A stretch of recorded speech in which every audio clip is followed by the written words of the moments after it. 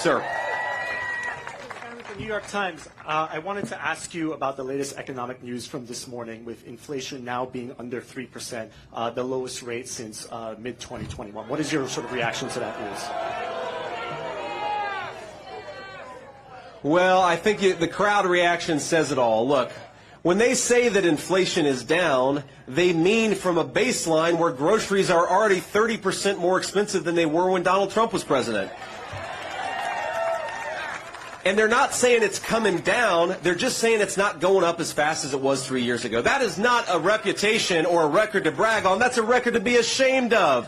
Why did it take them so long to get inflation to where it is, and why are prices so high? It's because Kamala Harris failed to do her job. So if they want to go around, and this is, it's funny. Kamala Harris, on the one hand, will say, on day one, we're going to tackle the affordability crisis. And like I said earlier, Kamala Harris has been the vice president for 3.5 years. And I think, ladies and gentlemen, she's in effect been the acting president, because we all know Joe Biden isn't home. So she's been the one controlling government policy for 3.5 years. She says she wants to tackle the affordability crisis on day one. And then on the other hand, she'll say, oh, we've already got inflation under control. Well, which is it, Kamala? Which is it? The simple truth is American credit card debt is getting higher. Americans are finding the basic necessities of middle-class life less affordable.